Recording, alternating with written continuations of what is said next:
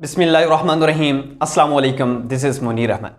Dear students, in first lecture of homeostasis chapter, we discussed concept of homeostasis, etymology or meaning of homeostasis, also discussed the importance and how organism maintain homeostasis or how organism homeostasis at organismic level.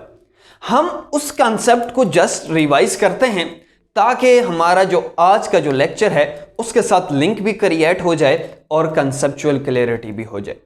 Homeostasis क्या है? कोई भी living body हो, living body की ability के जो अपने internal condition, अपना इंटरनल एनवायरनमेंट एक स्पेसिफिक वैल्यू पे, रेंज ऑफ वैल्यूज पे मेंटेन करे, कांस्टेंट रखे, इस एबिलिटी को होम्योस्टेसिस कहते हैं। फॉर एग्जांपल ये कोई भी लिविंग बॉडी है, लिविंग बॉडी के अंदर जितनी भी कंडीशंस हैं, जितनी रिक्वायरमेंट इस बॉडी को है उन कंडीशंस की। फॉर एग्जांपल इस बॉडी को अगर 5 लीटर इसकी बॉडी को ब्लड चाहिए तो 5 लीटर से ज्यादा होगा फिर प्रॉब्लम, 5 लीटर से कम होगा फिर प्रॉब्लम। तो क्या होगा? अगर 5 लीटर से ब्लड ज्यादा होता है तो बॉडी के अंदर सिस्टम मौजूद है जो उसको 5 लीटर पे ज्यादा से कम करता है और मेंटेन करता है अपनी वैल्यू को। अगर फॉर एग्जांपल इसमें अगर वाटर की अमाउंट अगर बॉडी के अंदर कम हो जाए तो क्या होगा? प्रॉब्लम होगा कि नहीं होगा?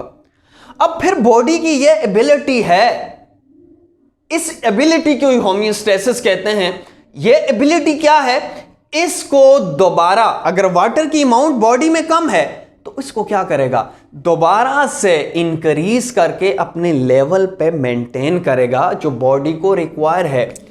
इस एक्यूरेट, इस सुपर मैकेनिज्म को जो अपने हमारे रब ने बनाया हुआ है, जो एक खास वैल्यू के अंदर, रेंज के अंदर जो टॉलरेबल हो उस रेंज के अंदर मेंटेन करता है, ये उस रब ने बनाया हुआ है सुपर सिस्टम।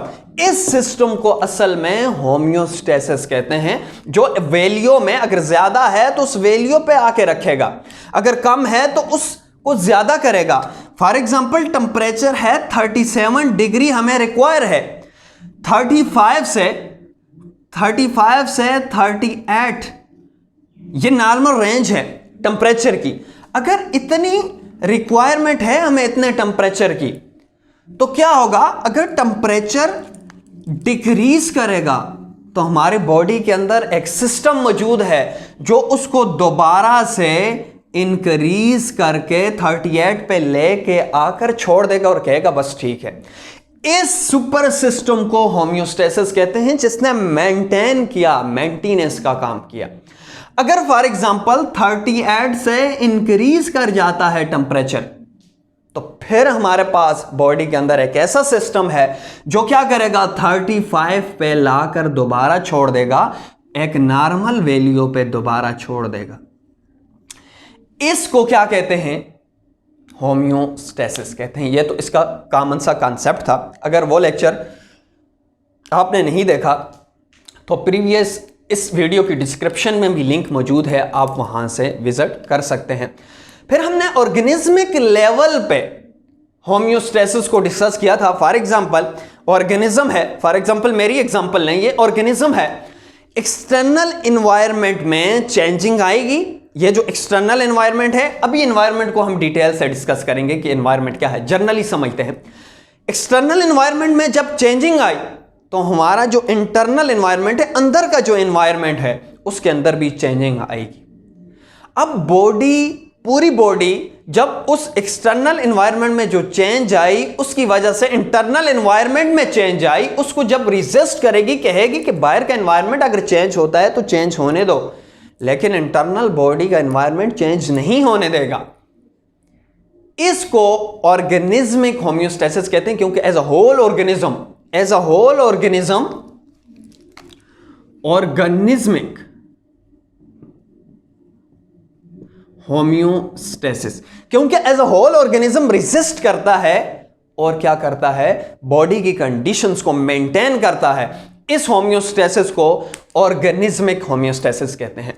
लेकिन आज हम डिस्कस करेंगे होम्योस्टेसिस एट सेलुलर लेवल, कि सेल हमारी बॉडी के जो स्मॉलेस्ट यूनिट है वो सेल है, कैसे ऑर्गेनिज्म के अंदर जो सेल है वो कैसे होम्योस्टेसिस को मेंटेन करता है, वो अपनी इंटरनल कंडीशन को कैसे मेंटेन करता है, कैसे होम्योस्टेसिस को रेंज के अंदर रखता है। सेलुलर लेवल से जाने से पहले हमें इन्वायरमेंट को समझना होगा कि इन्वायरमेंट क्या है। वैसे डियर स्टूडेंट्स, आपको पता है कि इन्वायरमेंट क्या है। हमारा सराउंडिंग, जहां पे हम रहन सहन है, जहां पे हम रहते हैं। फॉर एग्जांपल इस टाइम अगर मैं क्लासरूम में खड़ा हूं तो क्लासरूम, ये जो लाइट्स हैं, वाइट बोर्ड है, ये जो फ्लोर है, ये सारी जो कंडीशंस हैं जिसके अंदर अभी मैं एग्जिस्ट कर रहा हूं, ये हमारा क्या है? इन्वायरमेंट है। अभी मेरा इन्वायरमेंट है। इन्वायरमेंट हमारी सराउंडिंग को कहते हैं, जो हमारी सराउंडिंग है।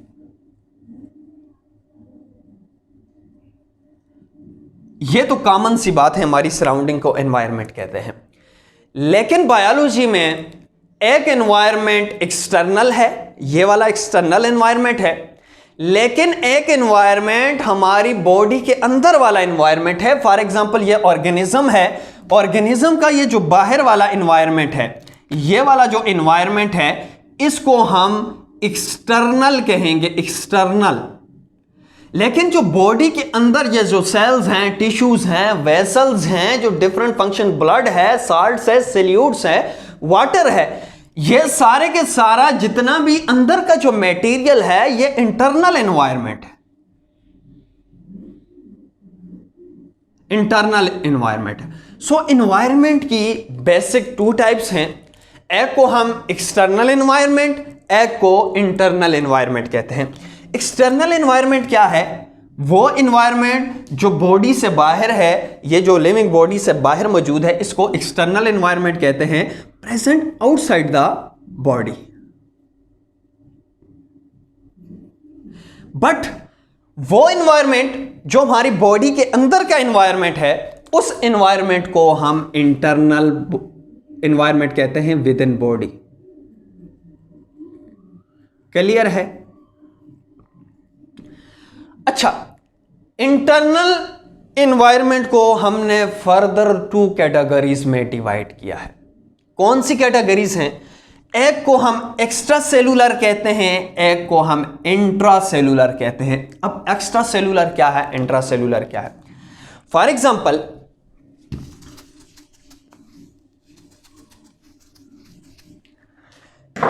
ये लिविंग बॉडी है, लिविंग बॉडी का स्मॉलेस्ट यूनिट क्या है? सेल है, डेफिनेटली सेल है। Cell is the basic structural and functional unit of life or living organism. जितनी भी बॉडी है वो स्मॉल यूनिट सेल से मिलकर बनती है। ये बात सबको क्लियर है। अब एक एनवायरनमेंट, इस बॉडी के अंदर जो सेल हैं, उन सेल्स के अंदर का एनवायरनमेंट। फॉर एग्जांपल ये बॉडी डिफरेंट सेल से मिलकर बनती है, और सेल के जो अंदर का एनवायरनमेंट है, फॉर एग्जांपल ये एनवायरनमेंट है, ये एनवायरनमेंट सेल के अंदर का एनवायरनमेंट, इसको हम कहते हैं इंट्रा। है बॉडी के अंदर है, तभी तो हमने इसको इंटरनल एनवायरनमेंट कहा। इंटरनल एनवायरनमेंट में सेल मौजूद है, और सेल के अंदर का जो एनवायरनमेंट है उसको इंट्रा सेलुलर एनवायरनमेंट कहते हैं। क्लियर है? अब है तो बॉडी के अंदर, है तो इंटरनल एनवायरनमेंट, लेकिन सेल के जो बाहर का एनवायरनमेंट है, ये सेल्स हैं, ये सेल्स के जो बाहर का एनवायरनमेंट है, ये वाला एनवायरनमेंट, इस एनवायरनमेंट को हम एक्स्ट्रा सेलुलर एनवायरनमेंट कहते हैं। Extra cellular environment. इन दोनों में क्या डिफरेंस है? इंट्रा सेलुलर, ये बार बार टर्म पूरे चैप्टर में यूज होगी, ये मोस्ट बेसिक कॉन्सेप्ट है। इंट्रा सेलुलर कौन सा एनवायरनमेंट है, एक्स्ट्रा सेलुलर कौन सा एनवायरनमेंट है? इंट्रा सेलुलर एनवायरनमेंट का मतलब है कि सेल के अंदर का एनवायरनमेंट, ये अंदर का environment, and extra cellular environment का मतलब है सेल के around. So intra cellular environment क्या है? विद इन सेल, ये इंट्रा है। एक्स्ट्रा सेलुलर कौन सा है? Outside the cell. Extra cellular हो या इंट्रा सेलुलर हो, है इंटरनल ही है, क्योंकि है तो बॉडी के अंदर ही है। लेकिन बॉडी के अंदर सेल से बाहर है तो एक्स्ट्रा सेलुलर, अगर सेल के अंदर वाला है तो इंट्रा सेलुलर है। अब जो एक्स्ट्रा सेलुलर है, ये जो बाहर वाला है, ये जो बाहर वाला है, सेल के बाहर वाला एनवायरनमेंट फर्दर टू टाइप्स में डिवाइड होता है। एक को हम इंटरस्टिशियल कहते हैं। Interstitial mean around the cell or tissue. Interstitial हमेशा कहते हैं ग्रुप ऑफ सेल्स हो, टिश्यू हो, उसके अराउंड का जो एनवायरनमेंट है उसको हम इंटरस्टिशियल कहते हैं। ये सारी टर्मिनोलॉजीज ईटा, एमकेट, एमसीक्यूज के लिए भी मोस्ट इंपॉर्टेंट है, मोस्ट कंसेप्चुअल है। अच्छा, विद इन वेसल्स, अब पहले इंटरस्टिशियल का कॉन्सेप्ट क्लियर करते हैं। फॉर एग्जांपल ये ग्रुप ऑफ सेल है, ग्रुप ऑफ सेल का ये जो सराउंडिंग एनवायरनमेंट है, ये वाला जो एनवायरनमेंट है, इसको हम इंटरस्टिशियल कहेंगे। लेकिन है तो बॉडी के अंदर है भी सेल के बाहर। बॉडी के अंदर है, इंटरनल है, इंटरस्टिशियल इंटरनल है, लेकिन सेल के बाहर है, एक्स्ट्रा सेलुलर है, लेकिन सेल के बाहर है और टिश्यू के अराउंड है तो इंटरस्टिशियल है। अब विद इन वेसल्स का क्या मतलब है? वेसल्स, ये वेसल्स हैं, बॉडी के अंदर है, इंटरनल एनवायरनमेंट है, लेकिन अब वेसल्स के अंदर क्या चीज है? आरबीसीज मौजूद हैं, रेड ब्लड सेल्स हैं, व्हाइट ब्लड सेल्स हैं। सिर्फ मैंने आरबीसी की एग्जांपल ली, वेसल्स है। अब वेसल्स के अंदर आरबीसी मौजूद है। इस आरबीसी का इस वेसल के अंदर जो एनवायरनमेंट है, इस वेसल के अंदर जो एनवायरनमेंट है, इसको कहते हैं विद इन वेसल्स। इस एनवायरनमेंट को क्या कहते हैं? With in vessels. है तो सेल के बाहर है तभी एक्स्ट्रा सेलुलर कहा है, लेकिन है वेसल्स के अंदर तभी हमने इसको किसका नाम दिया है? विद इन वेसल्स का नाम दिया है। अब इस पॉइंट को जस्ट रिवाइज करते हैं, फिर नेक्स्ट टॉपिक पे जाते हैं। हमने आज एनवायरनमेंट को डिस्कस किया। कौन से एनवायरनमेंट है? External environment outside the body, internal environment inside the body. Internal environment में अगर सेल, इंटरनल एनवायरनमेंट में सेल मौजूद है, अगर सेल के अंदर का एनवायरनमेंट हो तो इंट्रासेलुलर, अगर सेल के अराउंड सराउंड का एनवायरनमेंट हो तो एक्स्ट्रा सेलुलर एनवायरनमेंट है। अब एक्स्ट्रा सेलुलर फर्दर डिवाइड हुआ है इंटरस्टिशियल में और विद इन वेसल्स में। अगर टिश्यू या सेल्स का जो ग्रुप है उसके अराउंड का जो एनवायरनमेंट है उसको हम क्या कहेंगे? इंटरस्टिशियल कहेंगे। और अगर ब्लड वेसल्स है, वेसल्स के अंदर क्या है? ब्लड के सेल्स हैं, उस वेसल का जो एनवायरनमेंट है उस ब्लड सेल्स के लिए कौन सा है? विद इन वेसल्स का एनवायरनमेंट है। अब टॉपिक की तरफ जाते हैं। Homeostasis at cellular level. जब एक्सटर्नल एनवायरनमेंट में चेंज आएगी, पॉइंट नोट करना है, बड़ा ही इंपॉर्टेंट पॉइंट है। जब एक्सटर्नल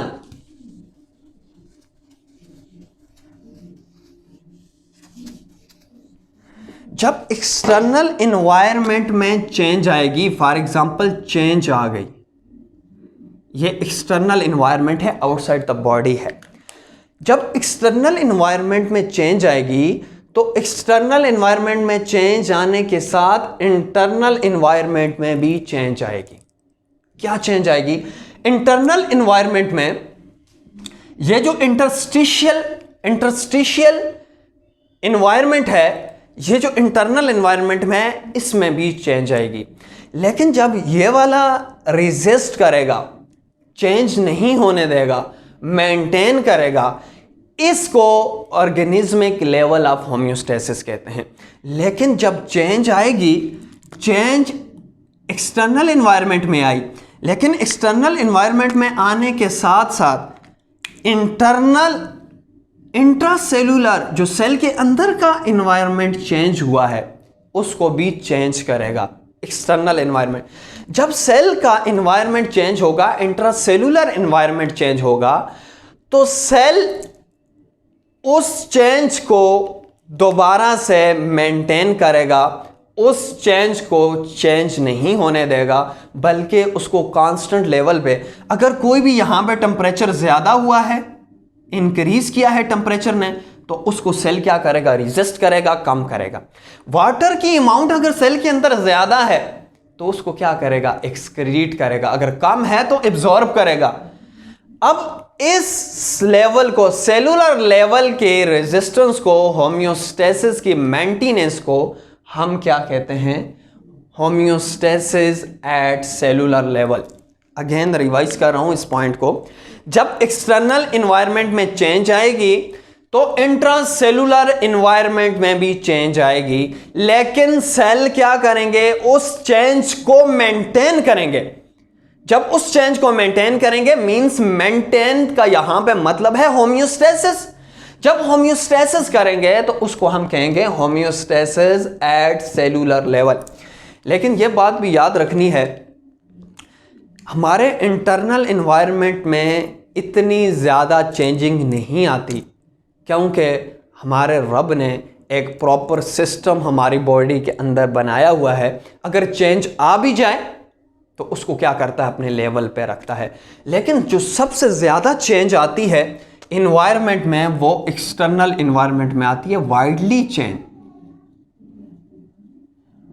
एक्सटर्नल इन्वायरमेंट में कभी टेम्परेचर एक्सटर्नल इन्वायरमेंट में हम देखते हैं कि 0 पे पहुंच जाता है बाज एरियाज में, बाज एरियाज में हम देखते हैं कि 60 तक पहुंच जाता है, बाज एरियाज में 30 में रहता है। बाज जगहों पे वाटर की सप्लाई एक्सटर्नल एनवायरनमेंट में ज़्यादा है, बाज ऐसी कंडीशंस हैं जहां पे बिल्कुल ड्राई डेजर्ट कंडीशंस हैं, बाज जगह ह्यूमिडिटी ज़्यादा है एक्सटर्नल एनवायरनमेंट में, बाज जगह बहुत कम है।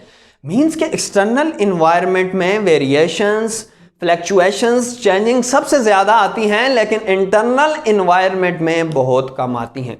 और इंटरनल एनवायरनमेंट में से भी जो इंट्रासेलुलर एनवायरनमेंट में है, इसमें लीस्ट चेंजिंग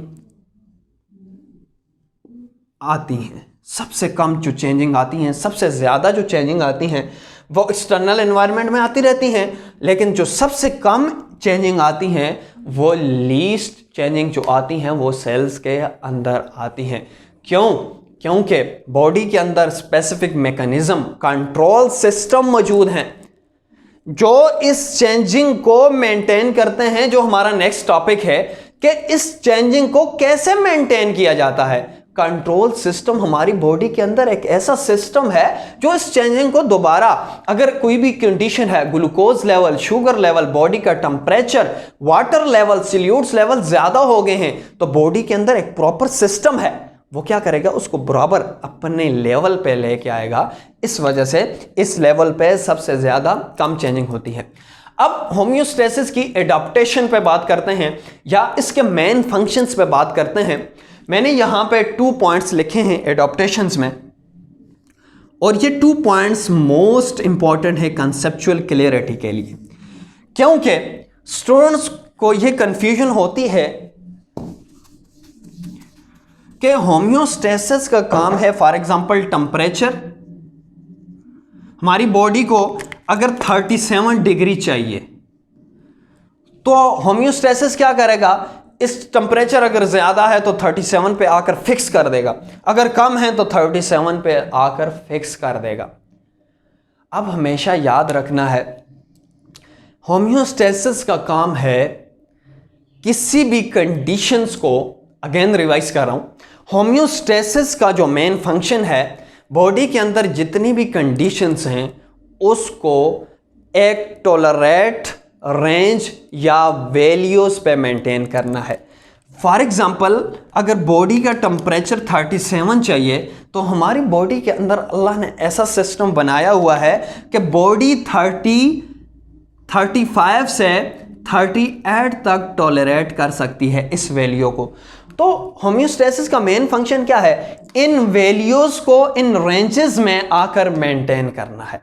अगर इन वैल्यू से ज्यादा हो जाए तो कम करना, इस वैल्यू से कम हो जाए तो ज्यादा करना। मीन्स के इसका मेरा मतलब यह है कि यहां पे मैंने पॉइंट लिखा है, homeostasis does not mean fix the internal environment. इसका यह मतलब नहीं है कि हमारा जो इंटरनल एनवायरनमेंट है उसको फिक्स कर देगा, कंडीशंस को फिक्स कर देगा, फिक्स नहीं करेगा, क्योंकि बॉडी के अंदर हर कंडीशन, हर रिक्वायरमेंट के लिए एक स्पेसिफिक रेंज या वैल्यू है। हमारी बॉडी के अंदर ये ब्लड यहां से यहां तक होना चाहिए, इस वैल्यू के अंदर फिक्स नहीं करेगा, बस इस वैल्यू के किसी भी कंडीशन, किसी भी पॉइंट्स पे होम्योस्टेसिस उस रिक्वायरमेंट्स को मेंटेन करेगा। बॉडी के अंदर आरबीसीज इतने हैं, इस लेवल से इतने लेवल पे होने चाहिए। बॉडी के अंदर वाटर इतना है तो वाटर इतना होना चाहिए। नेक्स्ट पॉइंट है होम्योस्टेसिस मेंटेन टॉलरेबल रेंज। इसका क्या मतलब है? टॉलरेबल रेंज का क्या मतलब है?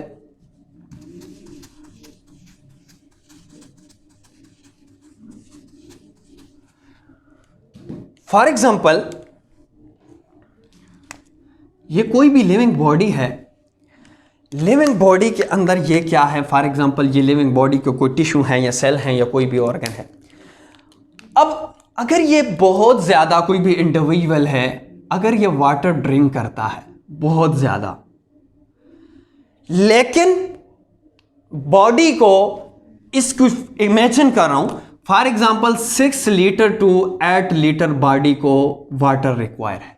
ये सिंपल नॉर्मल रेंज वैसे जर्नली बताई है, ये एग्जैक्ट नहीं है। अगेन कह रहा हूं, एग्जाम्पल ये है, अगर कोई भी पर्सन है वो वाटर ड्रिंक कर रहा है, वैसे नॉर्मल रेंज चाहिए 6 to 8, लेकिन वो ज़्यादा पानी पीता है, ज़्यादा, फॉर एग्जाम्पल 8 से इंक्रीज कर जाता है, फॉर एग्जाम्पल 12 तक पहुंचता है,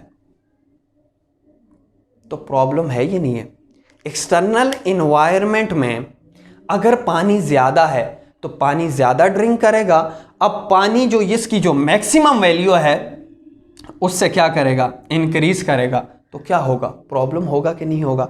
अगर पानी एक्सटर्नल एनवायरनमेंट में कम है, ड्राई कंडीशंस हैं, तो क्या 6 से बॉडी के अंदर जो वाटर है 6 लीटर है, तो क्या 6 लीटर चाहिए तो 6 लीटर से कम हो जाएगा। अगर ये ज़्यादा ड्रिंक करता है तो ज़्यादा ड्रिंक करने से 8 से ये 12 हो जाएगा बॉडी के अंदर। लेकिन ये बात हमेशा याद रखनी है, बॉडी को जितनी रेंज चाहिए मैक्सिमम से ज़्यादा होगी। अगर बाहर एक्सटर्नल एनवायरनमेंट में ज़्यादा है तो एक्सटर्नल एनवायरनमेंट से जब इंटरनल एनवायरनमेंट में आएगी तो इंटरनल एनवायरनमेंट में भी ज़्यादा हो जाएगी। तो क्या करेगा ये? इसको रिलीज 4 लीटर को माइनस करके रिलीज करवाएगा, एक्सक्रीट करवाएगा और 8 की वैल्यू तक रखेगा। मींस के एक्सटर्नल एनवायरनमेंट में वाटर अगर ज्यादा है तो इंटरनल एनवायरनमेंट में भी ज्यादा होगा, लेकिन ये 8 की लिमिट तक रखेगा, 8 से ज्यादा को रिलीज करवा देगा। मींस के एक्सटर्नल एनवायरनमेंट में अगर पानी ज्यादा है तो इसका यह मतलब नहीं हमारी बॉडी के अंदर भी ज्यादा होगा। अब अगर बाहर कंडीशंस ड्राई हैं, पानी कम है, हम तो क्या होगा? हमारी बॉडी के अंदर भी क्या कम हो जाएगा? क्या अब 6 से 3 लीटर तक पहुंच जाएगा? नहीं, हमारी बॉडी के अंदर एक ऐसा सिस्टम है, अब इसको 6 पे मेंटेन करेगा, अब 6 से कम नहीं होने देगा। मींस के इसका यह मतलब है कि होम्योस्टेसिस मेंटेन टॉलरेबल रेंज, उस रेंज के अंदर कंडीशंस को मेंटेन करता है जो बर्दाश्त के काबिल हो। अगर उससे ज्यादा हुआ तो रिलीज करेगा, अगर बाहर की एनवायरमेंटल कंडीशन में उससे कम है तो फिर भी मिनिमम वैल्यू पे उसको मेंटेन करेगा। अब यह मतलब नहीं है कि अगर बाहर कम है तो बॉडी से भी सारा निकल जाएगा, बॉडी से पानी कम हो जाएगा, इसका यह मतलब नहीं है। इंशाल्लाह नेक्स्ट लेक्चर में हम यह देखेंगे कि ये 8 से 12 तक पहुंचा है या 6 से 5 तक पहुंचा है। होम्योस्टेसिस का फंक्शन है कि 5 से दोबारा 6 पे लाना और 12 से दोबारा 8 पे लाना। इस मैकेनिज्म को, इस सिस्टम को करवाता कौन है? हमारी बॉडी के अंदर कौन सा सिस्टम है, किस प्रिंसिपल पे फंक्शंस परफॉर्म करता है? अगर पानी बॉडी के अंदर ज़्यादा है तो कौन किसको मैसेज देगा, फिर पानी कैसे कम होगा, ये कैसा मैकेनिज्म है? इंशाल्लाह नेक्स्ट लेक्चर में कंट्रोल सिस्टम के नाम से इंशाल्लाह डिस्कस करेंगे। अब इस जो आज का टॉपिक हमने डिस्कस किया इसको जस्ट रिवाइज करता हूं। Today we discussed homeostasis at cellular level. अगर organism as a whole external environment से रेजिस्ट करके अपने इंटरनल कंडीशन को मेंटेन करता है, this is called organismic homeostasis. But when cell resist changing, external changing is known as cell homeostasis at cellular level. And then we discuss the environment, what is environment and what are the types of environment. There are mainly two types of environment. One is external environment and second is internal environment. External environment are those environment which is present outside the body, and internal environment are within the body is known as internal environment. And internal environment are further divided into two categories. One is extracellular and other is intracellular. Inside the body and inside the cell environment is known as intracellular environment, and inside the body but outside the cell is known as extracellular environment. And extracellular environment is further divided into two categories. Interstitial, the environment around the tissue is known as interstitial, and the environment within the vessel but outside the RBCs or white blood cells or cells is known as within vessels environment. And then we discuss two important points. One is homeostasis maintain tolerable range, and homeostasis does not mean fix the internal environment. that इसका ये मतलब नहीं है कि ये fix करता है. Now a short homework for the students, that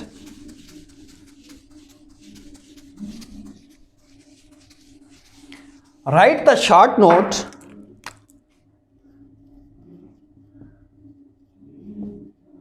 on how homeostasis